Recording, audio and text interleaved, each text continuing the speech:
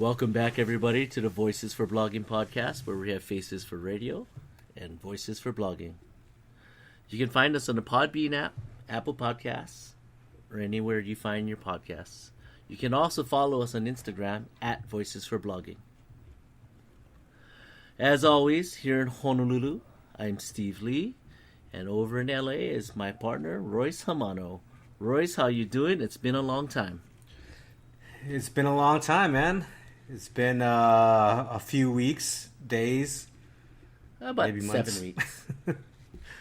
weeks. we're slacking. You know, in that time though, so much has happened in the world, and even and also in the crypto world. And as we sit right now, I'm literally looking at the real time quote on Ethereum, and we're at 3201. And I think the last show we had, we might have been about, I want to say about 1700. That sounds probably about right. I mean, it's had quite a bit of a run. It has. And what's interesting is, last time when we got up to that high of 4,300, it just blew past 3,000. Like 3,000, I think lasted like 3 days. It was insane. And now to see it trying to base build here, once it got to 3,000, the rise kind of slowed down, and it's kind of going a little bit of sideways in a good way, incrementally going up every day. Chart looks really good for the last 20 days, and we were talking before the show about how in the DeFi market, the leverage market, there's a lot less leverage in the market. And the prices of Ethereum is going up, which would kind of feel like the people in Ethereum right now that's buying it up are more stable hands, people that are less speculative and probably can handle a little bit of a decline when that happens, because it's going to happen. I mean, the coin is essentially doubled in the last 20 days. Yeah, I think back in May when we had the big drop from like 4,300 down to 1,700, there was about $10 billion worth of liquidations in that 1 or 2 days, I think, when it dropped, which is a huge amount.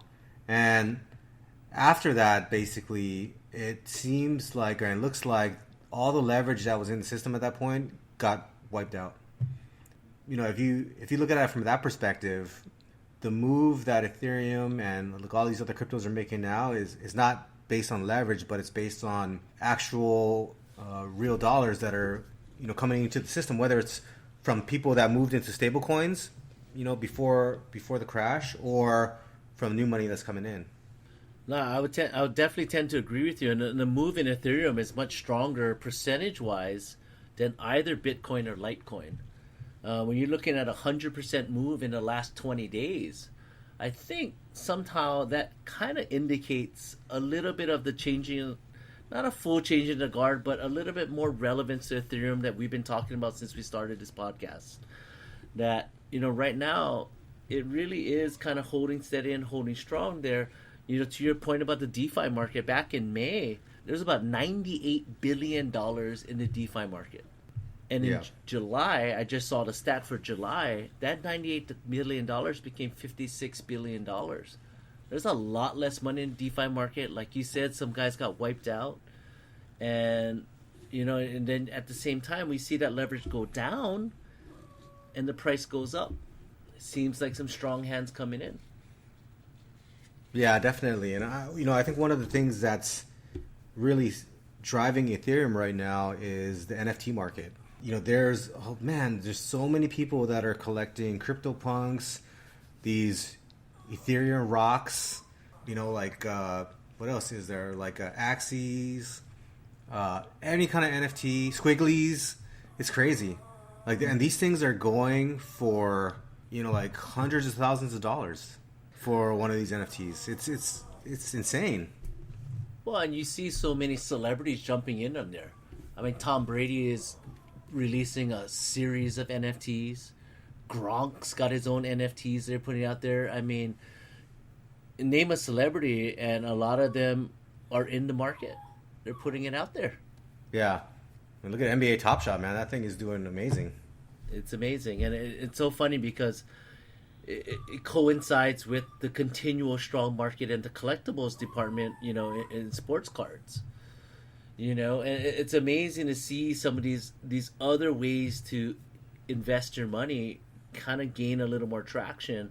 I mean, to the point where it's not like I don't trade on Wall Street anymore. I still have, and like today, I'm really happy to see that Disney reported great earnings and are really bullish about people returning to the parks. It gave us a lot of kind of a see-through on their numbers on how big their park revenue and profit is compared to their streaming. And, there was a lot of talk in the conference call about essentially alluding to how much more their streaming business, the Disney Plus business, needs to grow to even catch up to their park business. And, we'll talk about this more later, but, when we look at the COVID situation now, but how much more we know about COVID this year, now, and this time versus last year, Disney was really confident about keeping their parks open because of what we learned about COVID and outdoors, and the fact that we're not transmitting it a whole bunch outdoors as long as we're not packed like sardines. Yeah. And indoors really is the problem here, and we got to figure out a way to get past that. I mean, this whole Delta variant is throwing a wrench in everything. Reopenings, businesses, restaurants, movie theaters, even the Disneys, like the outdoor parks and things like that, right? Because it's so much more contagious. Like, it's crazy, man. I like we're trending towards having lockdowns again, basically. Like, that's the fact that that's even a discussion is just a testament to how spreadable this new Delta variant is. Yeah, I'll be really surprised, quite frankly, if we get down to the lockdown level. I really don't believe, for the most part, governments across the nation, they really don't want to go that route. And part of it is because when we look at transmission about what we learned, Delta variant or not Delta variant, the indoors really is the biggest challenge. The CDC came out with studies talking about outdoors and how much safer we are outdoors versus indoors, and the fact that indoors, this is a thing that it's interesting because these studies came out. It's in the NIH and everything, talking about social distancing and how worthless it was indoors. Like the 6 foot thing, there is actually no scientific basis for it.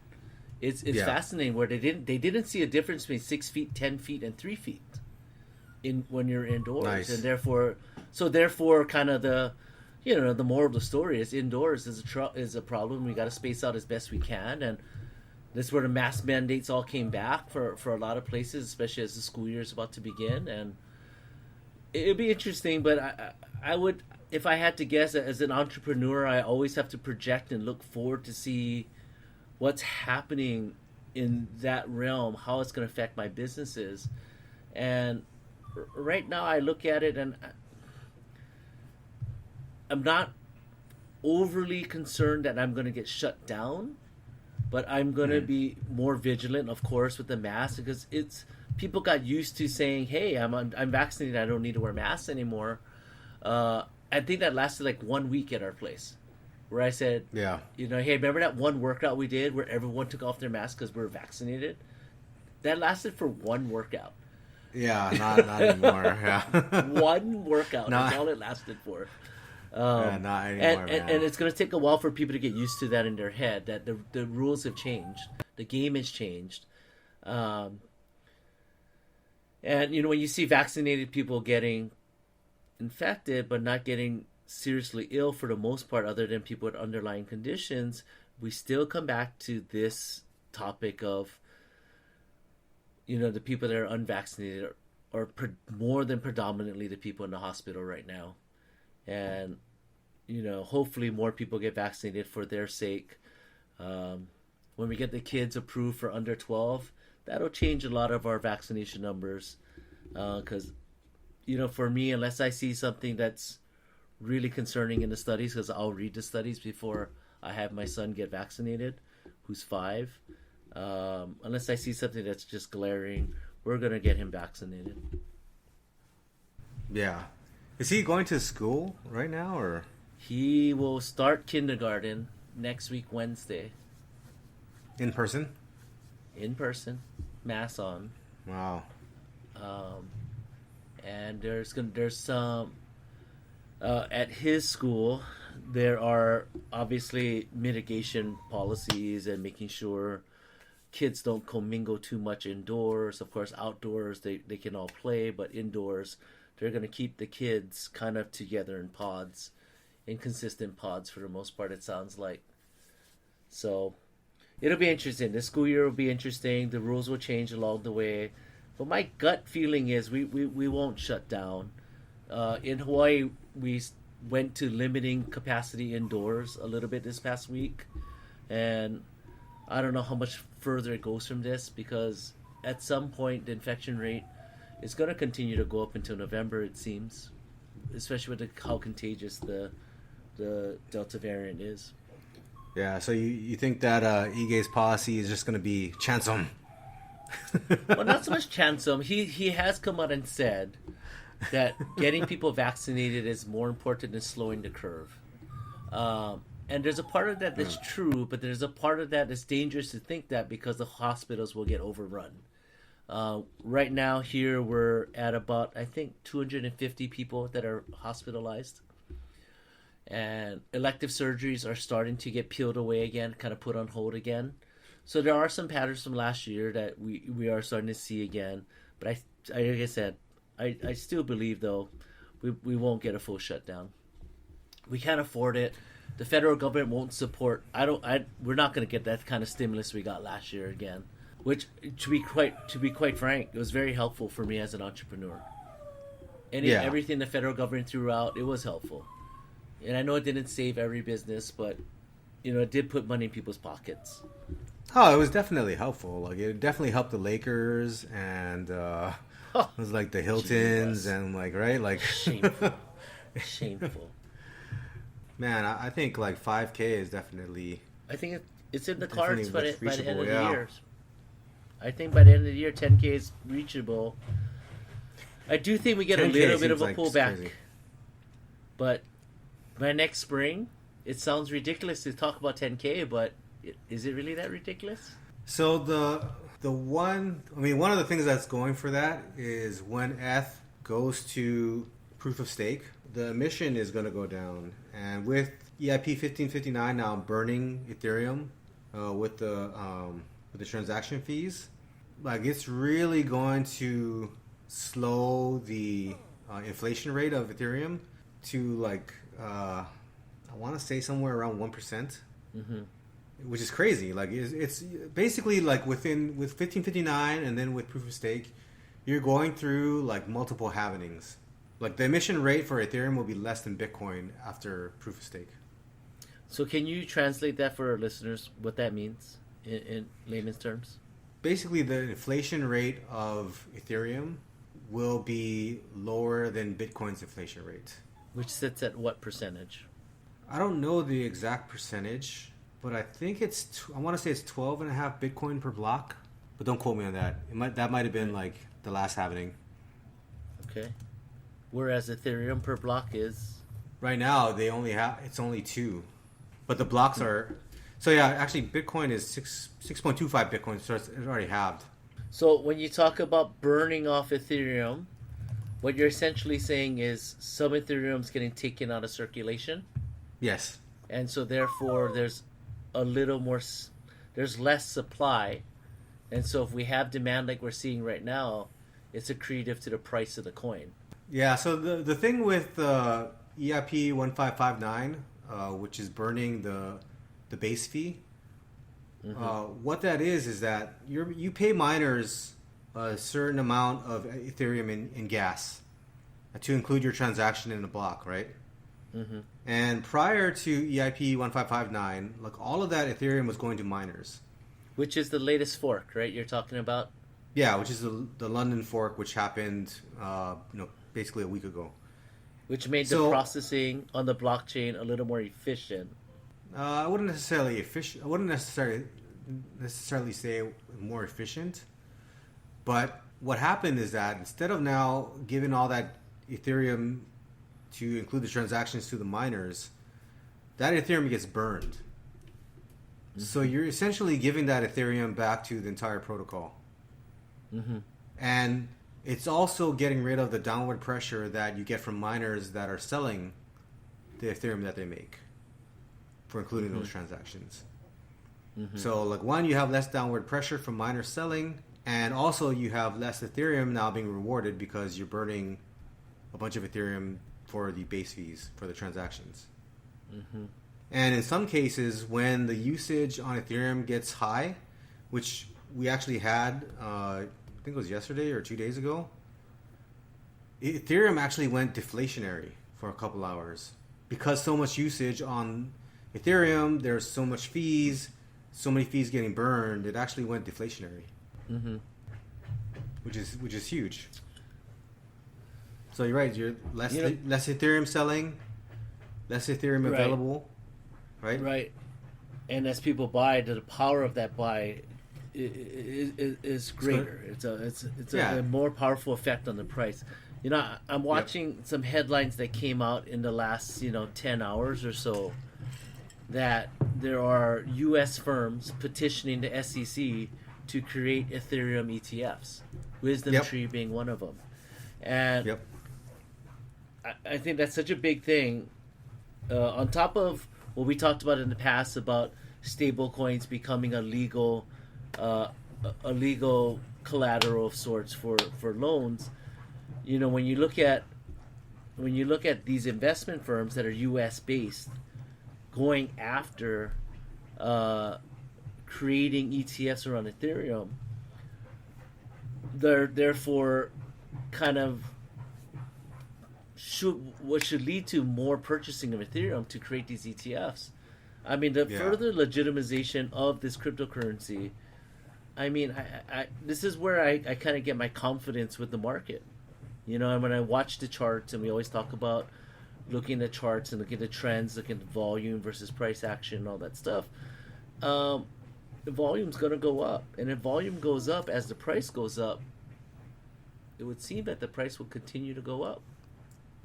Yeah, so that actually Go ahead. So that actually brings up an interesting thing that happened this week, right? When they were trying to pass the, I think, $1.2 trillion infrastructure bill, right?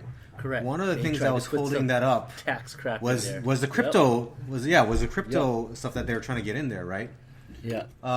So one of the reasons why there hasn't been a lot of institutional investment in crypto and like the massive amounts of money coming into it is because of the regulatory uncertainty.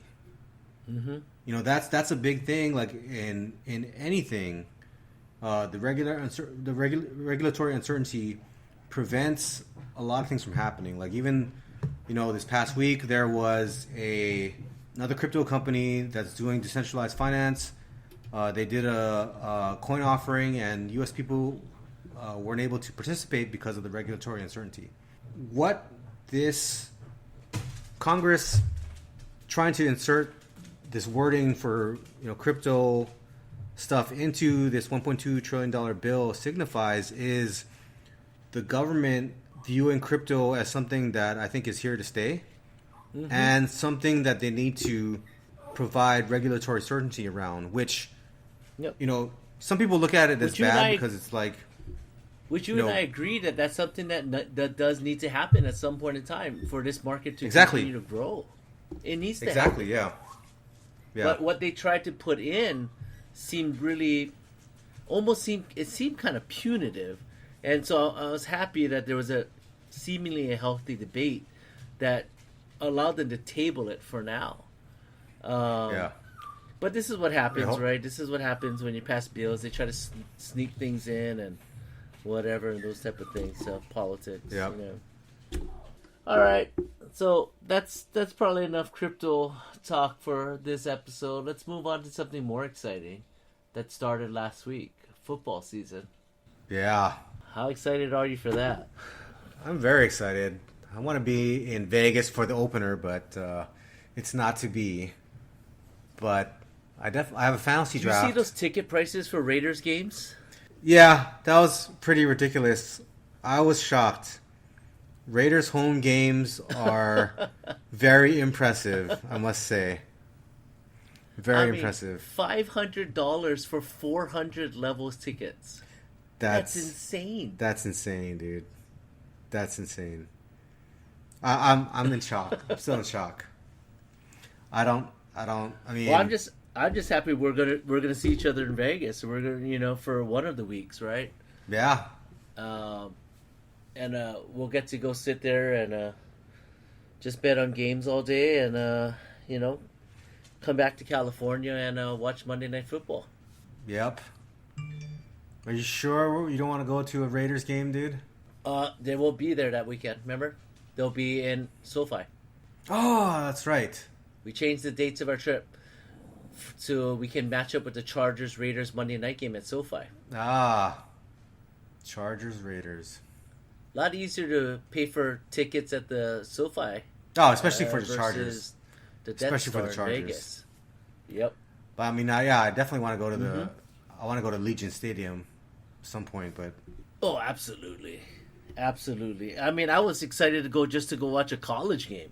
Just to go watch UNLV play San Jose State, on that original trip we had planned in the middle of October, but we kind of bumped it up just in case, who knows what happens with COVID. So I kind of think it was a good idea to kind of bump the trip up a little bit.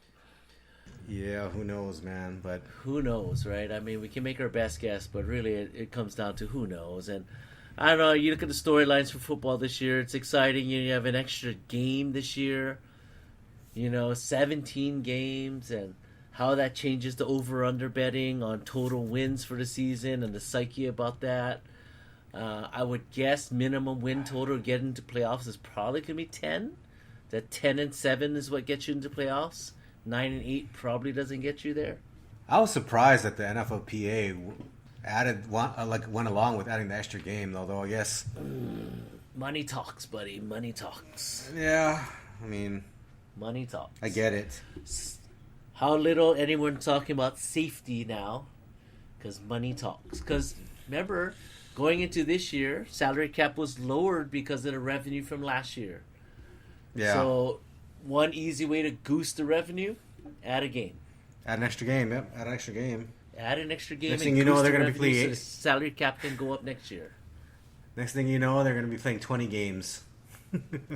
That seems like a lot, right? That seems crazy. That seems like a lot. Right. That's a lot.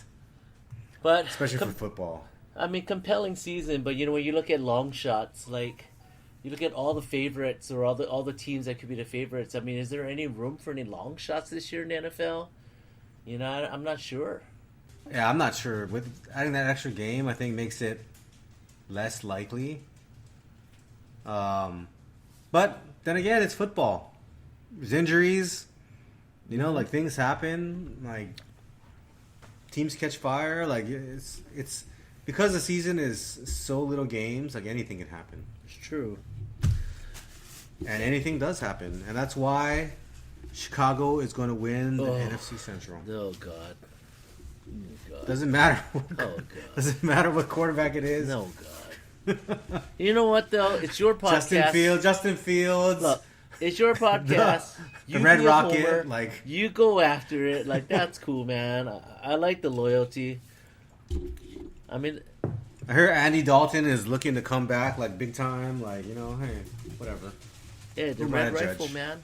It just is what it is.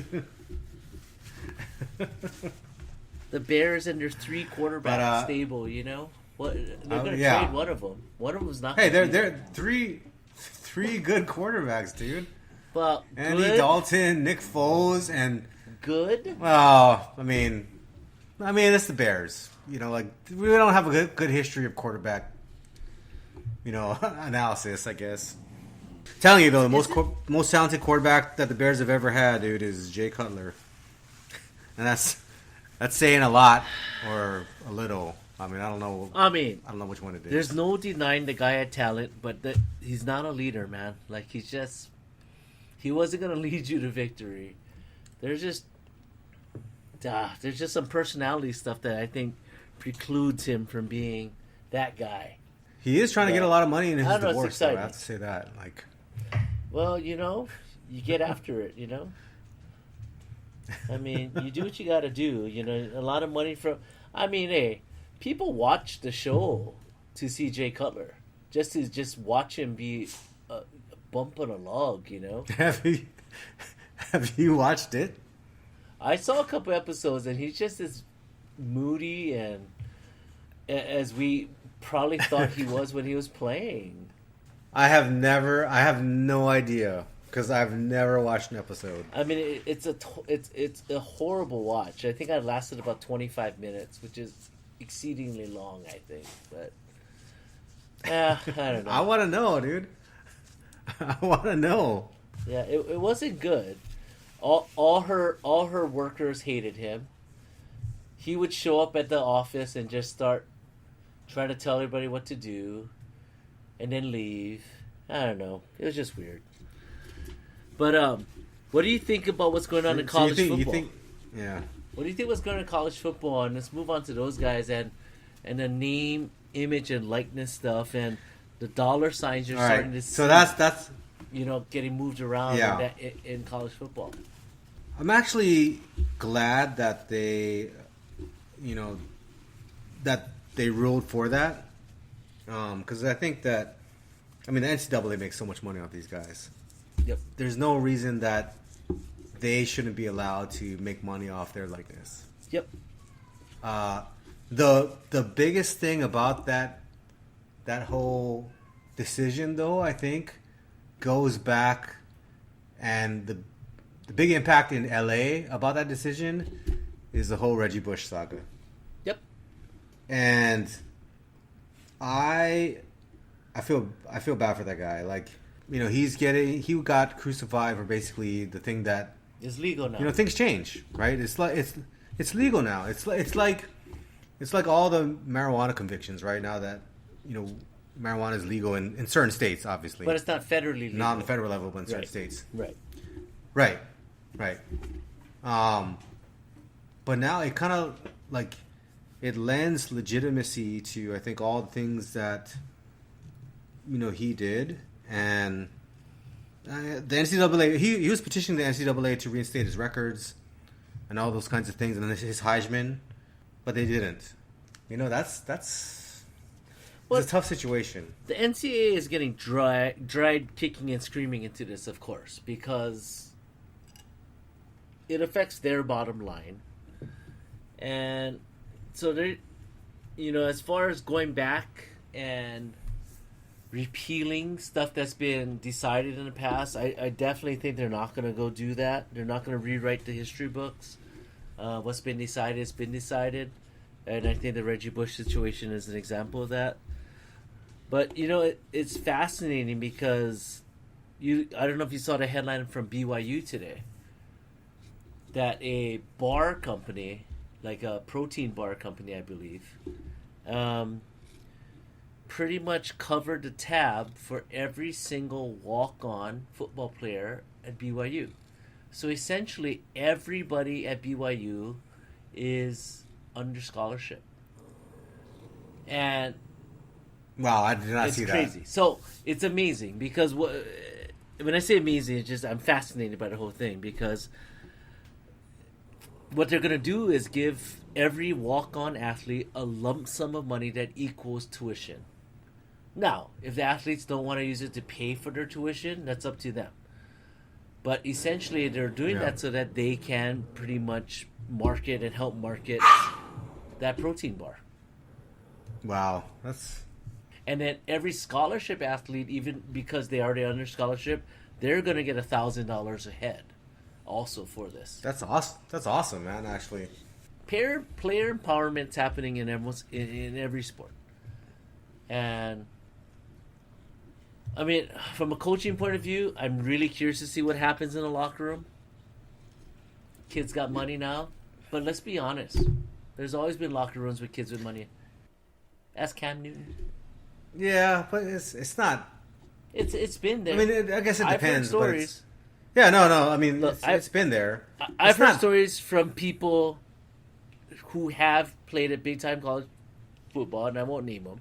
Yeah, no, don't name them. And it's been said to them, yeah, you can go to that other school, and get $250,000, Mm-hmm. or you can come here and win championships. Well, you do what you gotta do. I mean, it's been around forever. Everyone knows. Everyone knows it's been going on, and and then we don't have to deal with this NCAA crazy sanctions that are always uneven. And look at the Baylor thing, right? Like the way the sanctions came down at Baylor, like it almost seems like a slap in the wrist after all that allegedly happened at Baylor with that football program. Yeah. So, I don't know. It's interesting. I just want to see how the players react. I want to see how the quarterback at Alabama, see what he's like now that he has nearly $1 million from Cash App for pretty much just being the starting quarterback for Alabama. Hey, you know what? Good for him. I think so, 100%. But what it allows the kids that play the other sports, it allows them the opportunity to get support and get some help. Yeah. If the golfer needs some extra money to pay for some practice rounds, they can strike a deal with somebody and say, I'll give you some money for that if you help represent one of my products. Yeah. You know what? If the NBA really wanted the athletes to stay in school like they say they do, right? This is the perfect thing. But they don't. Yeah, but they, yeah. Look at Jalen Green. Like, kid looks good. Yeah. G League did last year. Went into the draft, second pick. Kid can score. Kid fills it up. Yeah. I don't know. I mean, the sports landscape is interesting. Things have definitely changed. I'm excited to go to my first football game at the Rose Bowl with you when we come up. Hell yeah, dude. You're gonna have to shed some light on the logistics of getting to Pasadena on a Saturday. Oh, it's gonna be ugly, man. But yeah, we're completely following your lead. Whatever needs to happen happens, and we just do it. No, we're gonna have to leave like an hour before we want to get there for sure. Yeah, we'll go get our car in the morning, and then just go from there. Maybe even more. Yeah. So excited though, excited for that trip. It'll be fun. Yeah, it'll be fun. And maybe we'll do a little podcast with all 5 of us. Just bring new guests on. That will be interesting. Yep. We could definitely do that. Bring your microphone. No, just use yours. We're in the same place. We'll just share one. Oh yeah, we'll just use mine. Yeah. Yeah. Yeah. I'll make it multi-directional. Yeah, we'll just sit there in a circle and talk into the mic. It's all right. So, how's everything else going, Royce? I mean, we talked a little bit about sports and we talked a little bit about crypto market. How's everything going your end in California? It's going good. I've been doing a lot of golfing, which is great. My golf game is still terrible. Still need new clubs. One day I will get them. But other than that, dude, it's great. Dude, let me fit you, man. When I come see you when I see you in October, let's fit you for some clubs. Yeah, definitely, dude. Or let's fit you beforehand, and I'll bring you a demo. Actually, yeah, I'll be in Hawaii in August. When? August 26th through September 6th. Shut the front door. So we're gonna record live in a location and back here. We could definitely do that, dude. Like, when were you gonna you're coming back, man? I feel a little slighted that you never told me this. You're coming home. I thought I did, but like, we're planning a trip to come see you, and then you can't even tell me that you're gonna come see me. I swear I told you. That's all right. It's cool. I swear I told. It's cool. I swear I told man. you, dude. Don't worry about it. Whatever, man. That's cool. No, I mean, we definitely have the podcast, and also I want some of that food I see on Instagram, dude. Dude, those U6 so prawns good, that I kind of cooked yesterday, dude. With that lemongrass sauce, delicious. Not gonna lie. Yeah, you know what? I'm actually not a big shellfish fan, but everything else, dude. Dude, we can eat anything, man. We can cut up some fish and stuff while you're here. You're just kind of here to kind of hang out? So, yeah, pretty much. I haven't been home in probably 2 years, I think, now. Look, I'm the only one in my fantasy league now that's, like, not in Hawaii anymore. So, I'm coming home for that, and then... Well, you drafting? You drafting when you're home? Yeah, I'm drafting when I'm home. Drafting when I'm home, and chilling out. top 5 targets in your fantasy draft this year? Oh, I haven't even looked, man. I haven't even looked. Man, what is wrong? I think my draft pick though is like near the bottom. Like I'm one of the last picks in the league. So then that becomes the question of, do you want the number 8 or 10 running back or the number 3 wide receiver, basically? Something like that, yeah. Yeah. I'll probably go running back. No, fuck it. Just go place kicker. That's the third round. Freaking just Janikowski that bad boy and go freaking place kicker in the first round. Yeah, I'm not the Raiders, man. Not the Raiders. He did play 20 years. No, he's not. He's not that. I mean, he wasn't a bad kicker by any stretch. No. Just he this is probably played not in a the number Super Bowl. 1 draft pick. He played in the Super Bowl. He did. Yeah, he did. So And he was anyway. He was a good kicker for a long time. He was, and he Okay, would you take Jason Elam in the first round? like in a No. real draft. You talking in real life? In a real draft, yeah, in real life. Well, okay, so let's put a little perspective in this one. Sebastian Janikowski was drafted in the first round with the Raiders. I believe the Raiders pick was like the number 28th pick in the first round, which means the Raiders were a pretty decent team at that I thought it was higher. Was it? I believe it was the high 20s. You can check while I'm talking, and Yeah, I'll take it I'll back look. if I'm wrong. But which means the Raiders were a pretty good team. And in the right situations, They having were. a place kicker, having a place kicker that's going to give you distance and give you consistency. Hey, that could be 3 W's that year. So we're biased because we know how good Jason Elam was here at UH. And now we know because of history how good he was in the NFL. Yeah, Given you know the what right pick he team? was? What is that? 17. Ooh, mid-round. I thought he went in the middle of the first round. He was Mid-round. around the middle. Yeah, mid-round. That's high. Mid-round, And first I don't round think pick. That's high, dude. I don't think anyone would argue that it's not high because it just hasn't happened besides Janikowski, I believe. He's the only one, right? No, it has. Yeah, he's the only one. He's the only one. Was the But that's was Al the Davis, 2000 was the 2000 draft the same one with Vic and Tomlinson? 2000? No, I think that was 2001, huh? Yeah, I think Tomlinson was 2001, with Drew Brees and Tomlinson Courtney Courtney Brown was the first selection. Courtney Brown that played for the Browns. Played for the Browns, yep. Penn State, correct? Yes. Damn, And LeVar that Arrington, man was too. good.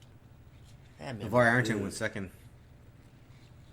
LeVar Arrington Who was second. the... Reds- Okay, I'm going to ask you something.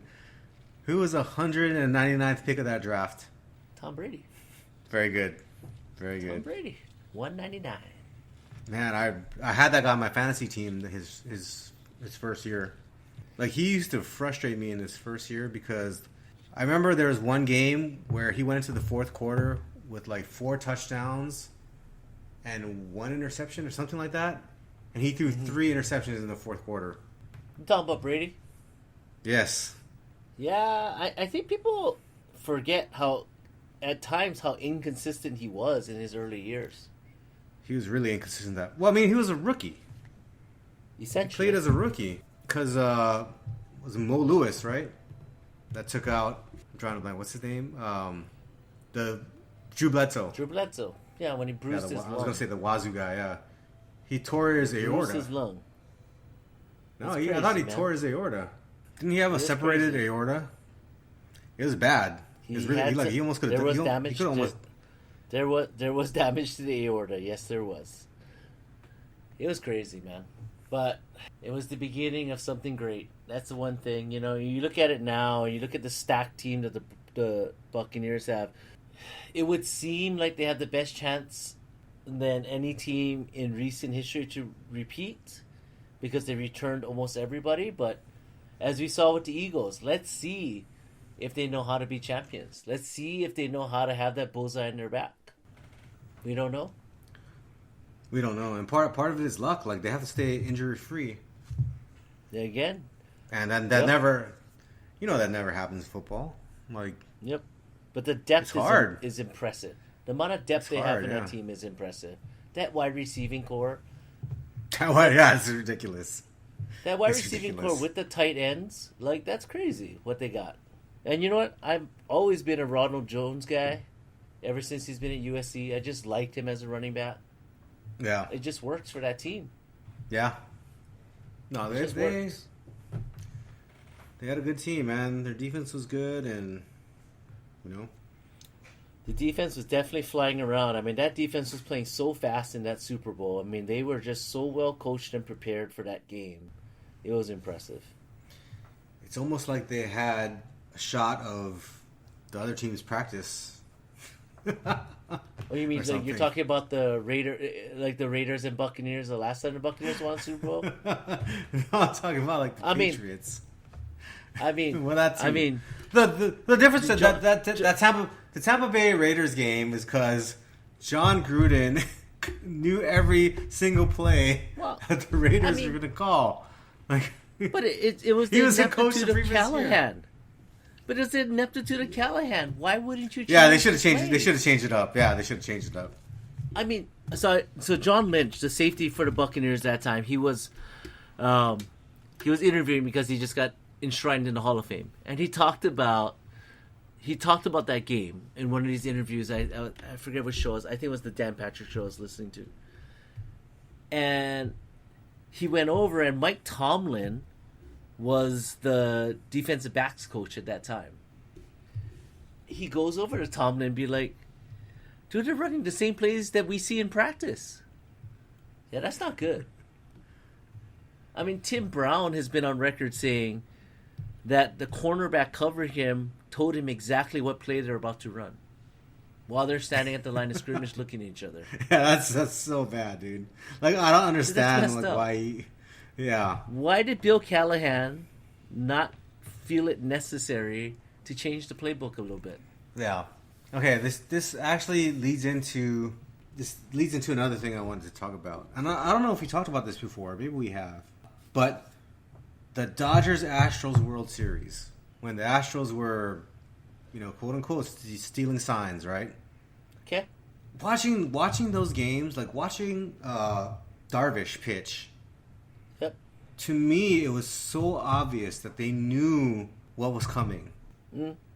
Right? If you're Dave Roberts, Mm. don't you start don't you guys figure out like changing signs up? It was so obvious that they knew what was coming. So here's the thing about... to me that was a manager thing. Like Uh, how the Astros did it was egregious. There's Yet no at the same time, sign stealing happens all the time. It happens all the time. All the time. This is the thing. Like, from the time All you the start time. baseball, from the time you start baseball when you're fucking 10 years old, 12 years old, All the when time. you're on second base, you are taught to show where the catcher is. Like, that's why All the time. you hide that stuff. Like, you have indicators, whatever. All the time. Dude, All the I don't time. understand. But yeah, So- people, I think people that don't know baseball, they're more angry at the Astros than a lot of people that do know about it. That's my opinion. I would probably tend to agree with you, but it's easy for people to pile on because we're definitely in the non-accountable world, right? Like, I lost because you cheat. Yeah, I guess, but I don't know. To think that they were the only team cheating is ridiculous. It's ridiculous, yeah. That's a ridiculous thing, and it is egregious how they did it, but it's hilarious at the same time. Because when you watch when you watch the replays of the game, you hear the trash cans. Like, it's freaking awesome. Pow, pow, pow. You're like, oh shit, that's awesome. But it's like it's they had a guy at genius. second base all the time. It's genius though.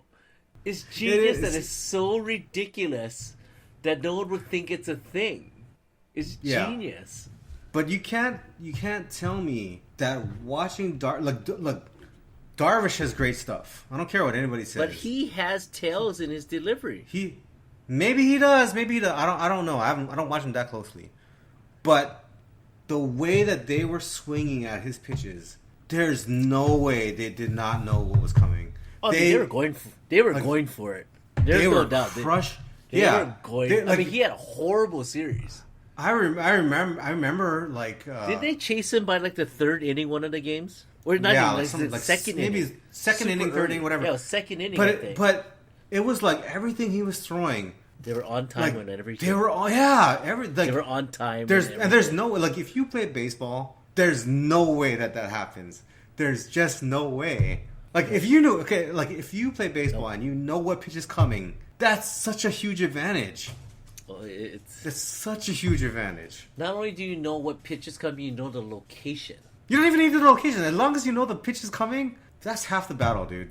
But that's the Like, thing. if I know a fastball is coming, if I knew every time when I played a fastball is coming, that makes the game so much easier, dude.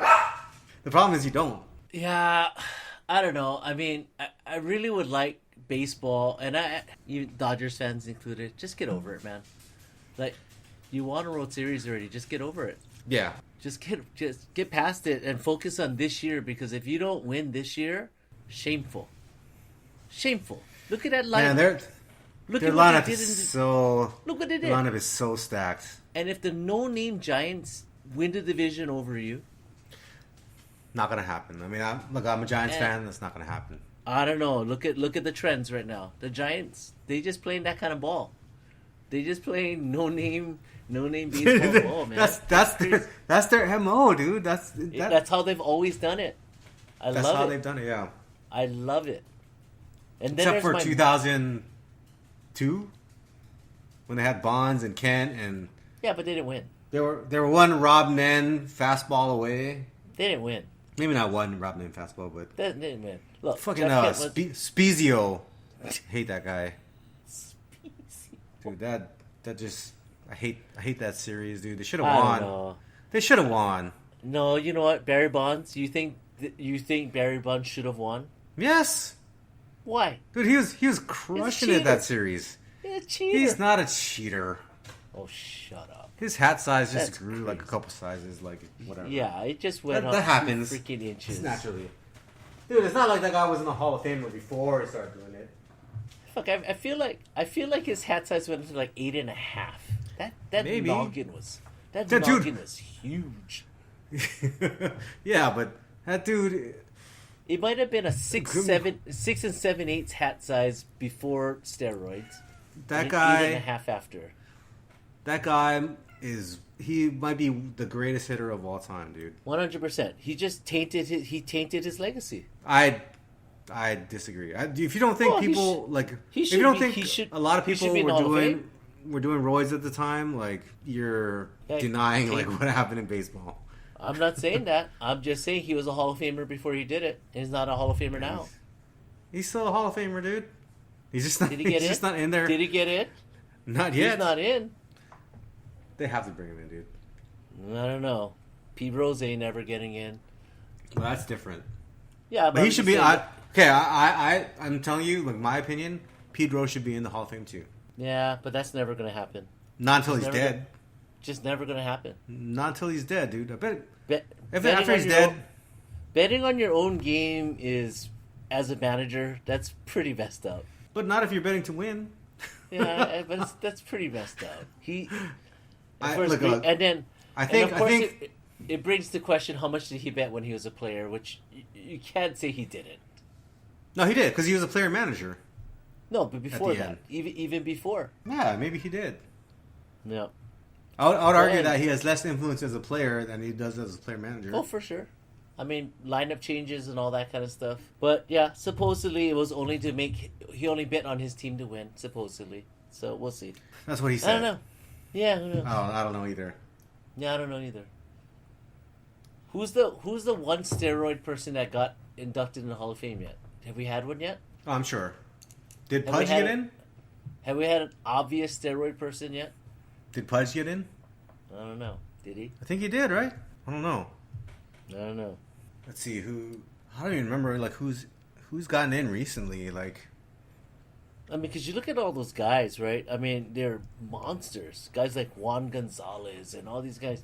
Their numbers were insane. yeah, You know, they should be Hall of Famers, but of course the assumptions.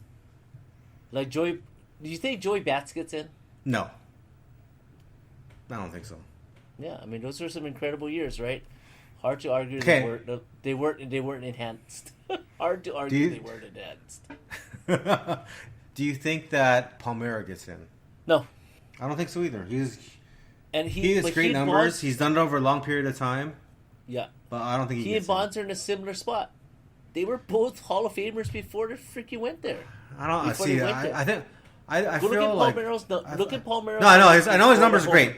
I know his numbers are great. Yeah, it's crazy. Like he did it for a long time. Yep. But it becomes a thing about the relation. But it becomes a relationship with the media thing, and that's the problem with guys like Palmeiro and Bonds. Terrible relationship with the media. Terrible, yeah. But that's terrible. Bonds' fault. That's Bonds' fault, though. But both of them, they have terrible relationships with the media, and that's always going to preclude you from getting in. But see, that shouldn't though. Yeah, but they're it the should ones be about vote, like, right? Yeah, I mean that's true, but Art Monk took forever to get into the Hall of Fame. He was the leading pass catcher in the NFL, and it took him forever to get in because he had a terrible relationship with the media. Yeah, but I think Bonds eventually will get in. I think Clemens will get in eventually. Palmeiro, I don't know. Yeah, we'll see. We'll see if they relent and let all those people in. Yep. I don't know. That's a long list of people. That's why. This is a long list, dude. It's basically all of the 90s. Right. It's in the early 2000s. List of people. I mean, Frank Thomas. Are we that sure he didn't? I don't think we're that sure, dude. But I mean, he got in. He's in. Yeah. But he's never been caught. The line is if you got caught, except for Bonds, because Bonds, the kicker for Bonds is the media hates him. Yeah. But yeah, Hall of Fame too. Like, who do you know in that era that didn't do roids? Honestly, I think majority of people that were in that era did roids. So Pujols. Where do you put Pujols? Man, that's that one's tough. Likable guy. That one's really tough. Likable guy, real likable. You know, he's still producing. And too. His decline is like how decline should look like. His decline, do we look at his stats, the way it really declined, that feels like a real natural decline.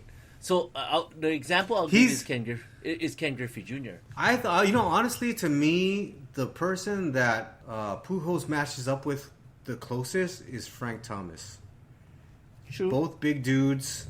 And their declines were really marked, but it looked like a slugger. It looked like a slugger going down. Yeah, even in his later years, Frank Thomas had one good year where he had a renaissance, right? Like Pujols, kind of the same.